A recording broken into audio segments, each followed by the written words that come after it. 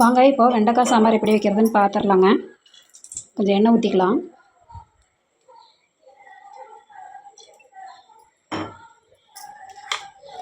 காயை போட்டுக்கலாங்க. நல்லா வதக்கி எடுத்துக்கலாம். இது கூட கொஞ்சம் உப்பு போட்டுக்கலாம். வதக்கி எடுத்துக்கலாங்க. பாருங்கள், காய் நல்லா வறுபட்டுருச்சு. காய் எடுத்துடலாங்க.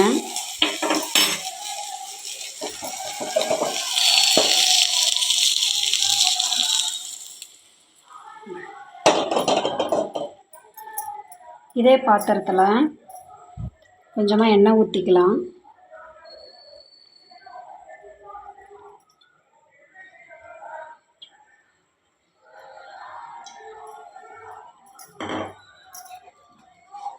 கடுகு போட்டுக்கலாங்க. பொரியட்டுங்க.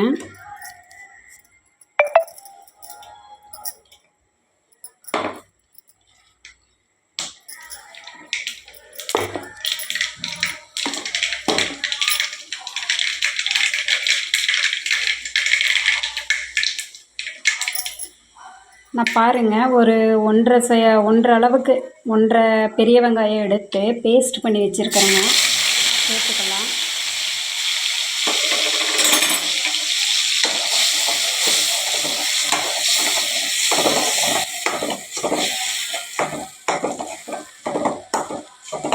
நல்லா வதங்கட்டுங்க. அது கூட தக்காளி பழம் ஒரு 2 பழங்க, அதுவும் பேஸ்ட் பண்ணி எடுத்துருக்குறேங்க. அதுவும் சேர்த்துக்கலாங்க.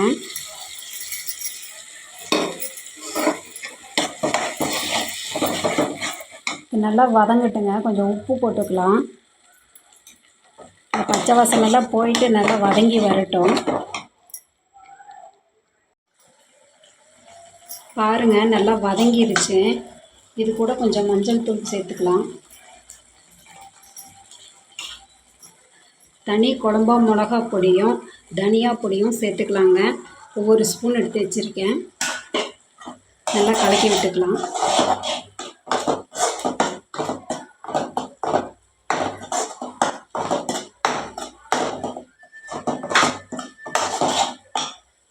கொஞ்சமாக தண்ணி சேர்த்துக்கலாம்.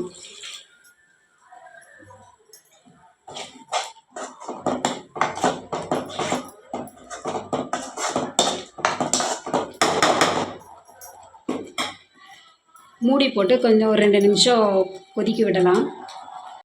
பாருங்கள், நல்லா வதங்கி வந்துருச்சு. எண்ணெய் பிரிஞ்சு வருது. நல்லா வதங்கிருச்சுங்க. இப்போ இது கூட காய் சேர்த்துக்கலாம்.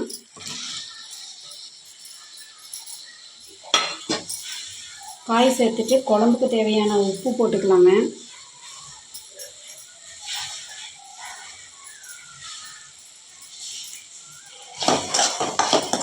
கலக்கி விட்டுக்கலாம்.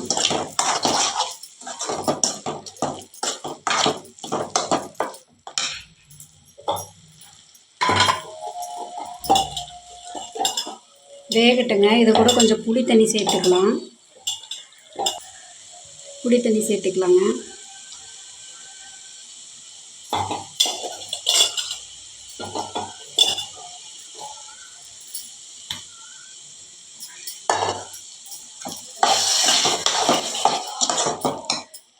இது கூட கொஞ்சம் தண்ணி சேர்த்துக்கலாம். கொஞ்சமாக தண்ணி சேர்த்துக்கலாம்.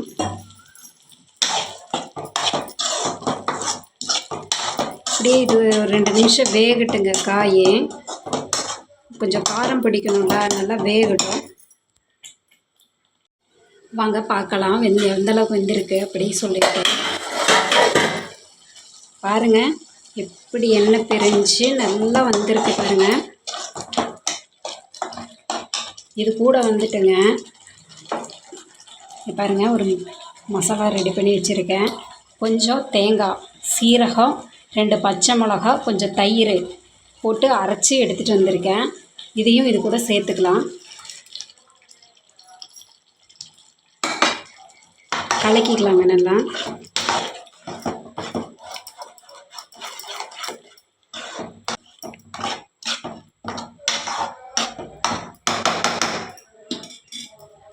ஒரு 5 நிமிஷம் மூடி போட்டு கொஞ்சம் வேக வைக்கலாம். பாருங்கள், குழம்பு ரெடி ஆகிடுச்சு. எவ்வளோ சூப்பராக இருக்குன்னு பாருங்கள். இதுக்கு ஒரு தாளிப்பு ரெடி பண்ணிடலாம். பாருங்கள், எண்ணெய் காஞ்சிருச்சு. கடுகு போட்டுக்கலாம்.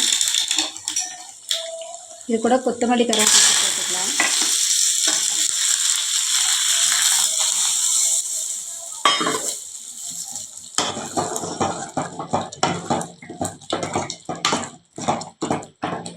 பாருங்கள், எவ்வளோ சூப்பராக ரெடி ஆகிடுச்சுன்னு.